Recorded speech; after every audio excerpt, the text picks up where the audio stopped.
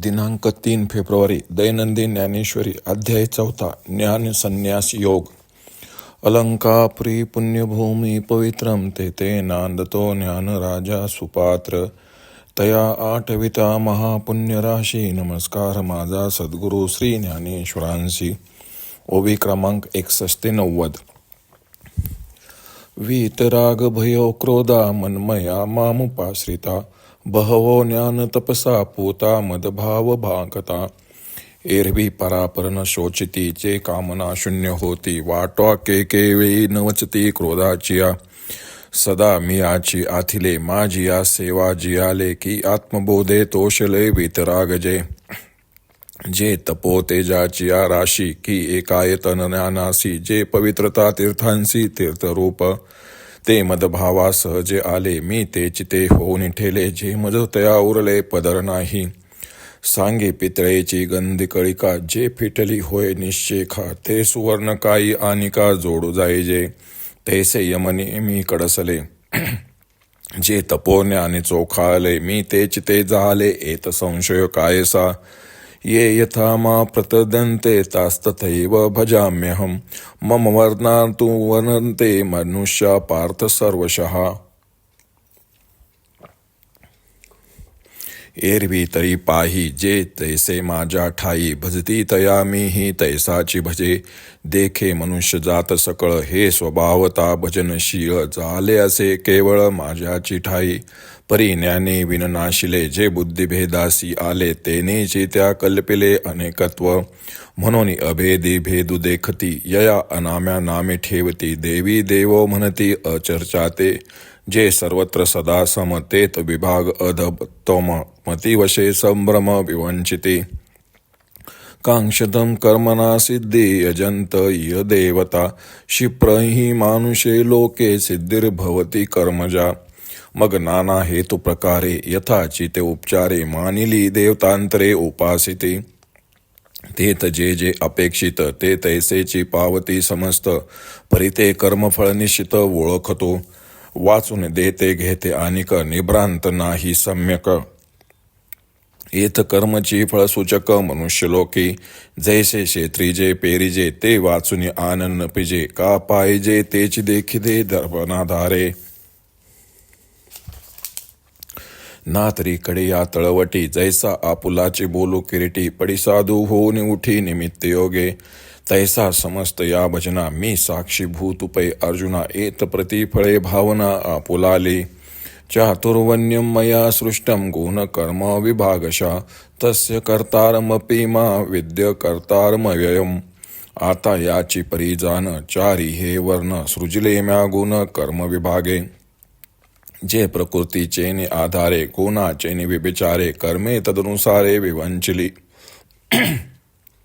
एथ एकची हे धनुष्य पाणी परी झाले गा चहुवर्णी. ऐसी गुणकर्म कडसने केली सहजे. म्हणून ऐके पार्था हे वर्णभेद संस्था. मी करता नव्हे सर्वता याची लागी. न मा कर्मानि लिंपंती न मे कर्म फले स्पृहा. इति मायोभिजानाति कर्मभिर्न सपद्यते. हे मजची स्तव झाले परिम्या नाही केले. ऐसे जेने जाणितले तो सुटला गा. एवं ज्ञात्वा कृतं कर्म पूर्वेरपि मुमुक्षभिः कुरु कर्मेव तस्मात् त्वं पूर्वे पूर्वतरं कृतं. मागील मुमुक्षु जे होते तीही ऐश्या जाणून माते. कर्मे केली समजते धनुर्धरा. परिते बीजी जैसे दग्धली नुगवतीच पेरिली. तैशी कर्मेचे परितया झाली मोक्ष हेतो. एथ आणि कै एक अर्जुना हे कर्मा कर्म विवंचना. आपुलिया चाडे सज्ञाना योग्य नहे. किम कर्मेति कवयोप्यत्र मोहिता. तत्ते कर्म प्रवक्ष्यामि यज्ञात्वा त्वा मोक्ष शुभात.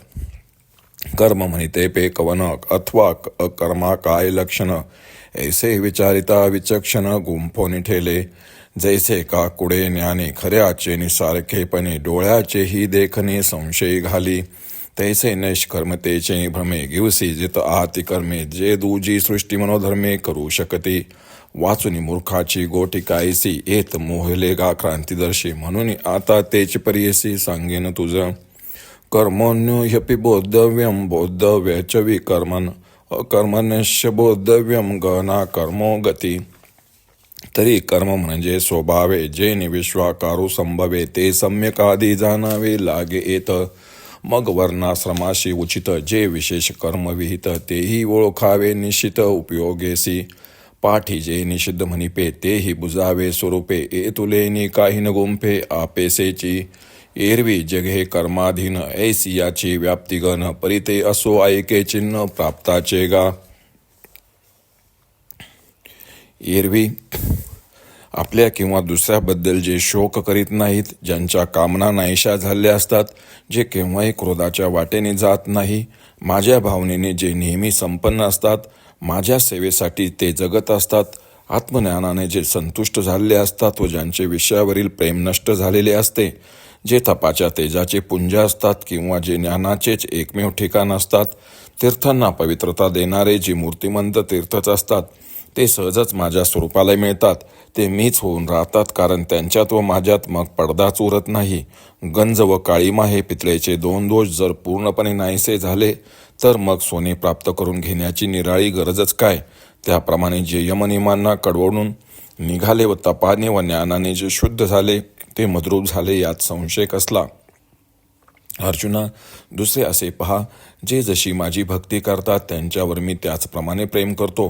हे पहा, जेवढे म्हणून लोक आहेत ते स्वभावतःच माझी भक्ती करणारे आहेत, पण ज्ञान नसल्यामुळे त्यांचे ठिकाणी भेदबुद्धी उत्पन्न होते. त्यामुळे मी जे एक आहे त्या माझ्या ठिकाणी ते अनेकत्वाची कल्पना करतात. म्हणून वास्तविक जेथे अभेद आहे तेथे ते भेद पाहतात. मी नामरहित असूनही मला अनेक नावे देतात आणि शब्दांच्या पलीकडचा असूनही कोणी मला देव तर कोणी देवी म्हणतात.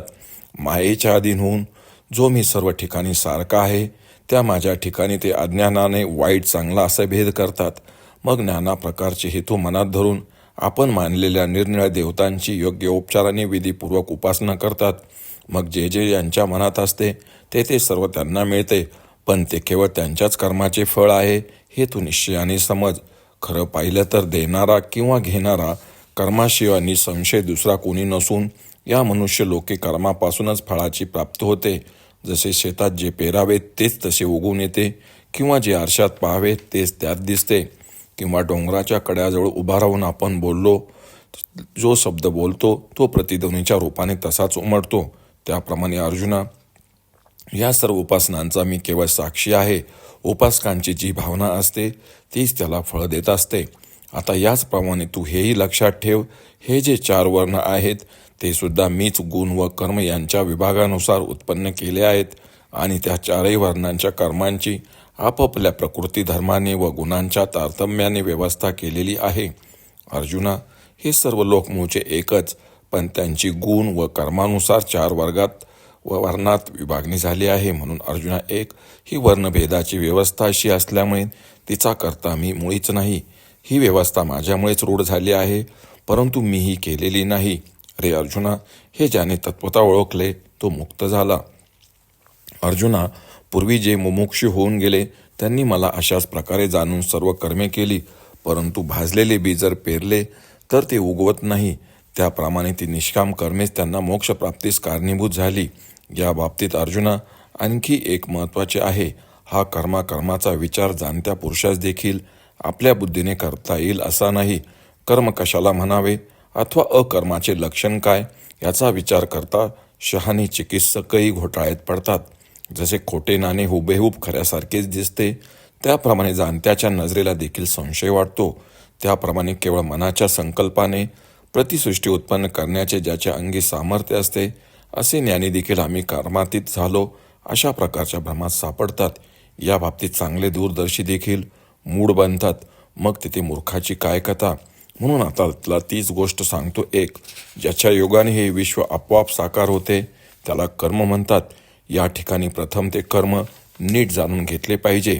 मग वर्ण व आश्रम यांना जे कर्म विशेष योग्य म्हणून सांगितले आहे त्याची सुद्धा त्याच्या उपयुक्तेसह चांगली ओळख करून घेतली पाहिजे. त्यानंतर त्याला निषिद्ध कर्म म्हणतात. त्याचेही स्वरूप ओळखणे गरजेचे आहे. असे झाले म्हणजे मग धनंजया ती कर्मे बाधत नाही. एरवी हे सर्व जग कर्माच्या अधीन आहे. त्याच्या विस्ताराचे वर्णन करणे कठीण आहे. पण अर्जुना, ते राहू दे. आता कृतकृत्य पुरुषाचे लक्षण पुढे ऐक. ओम श्री रुक्मिणी पांडुरंगाय नमः. ओम श्री ज्ञानराज माऊली नमः.